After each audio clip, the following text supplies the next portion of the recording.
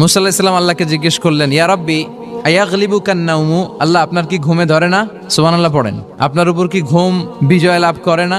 আমি তো সারাদিন কাজ করার পরে আমার ঘুমে ধরে। রাখালগিরির কাজ করি, ছাগল চড়াই। পৃথিবীর সব নবীরা ছাগল চড়াতেন। মা মিন নাবিয়্যিন ইল্লা রাআল গানাম, পৃথিবীতে এমন কোন নবী নাই যেই নবী মেষ চড়ায় নাই, বকরি চড়ায় নাই। সুবহানাল্লাহ পড়েন। তো মুসা আলাইহিস সালাম বললেন, আল্লাহ আয়াগলিবুকান নাওমু, আল্লাহ আপনার কি ঘুমে ধরে না? আল্লাহ বললেন, কোনো কথা বলা যাবে না, দুইটা গ্লাসের ভেতরে পানি নাও আর পানি ভর্তি গ্লাস নিয়ে তুর পাহাড়ের উপরে দাঁড়াও। সাইয়েদনা মুসা আলাইহিস সালাম দাঁড়ালেন। আল্লাহরে আবার জিজ্ঞেস করলেন, আল্লাহ আমি জিজ্ঞেস করলাম কি আর আপনি করতে বললেন কি? আল্লাহ বললেন, কথা বলো না, যা বলেছি তাই করো।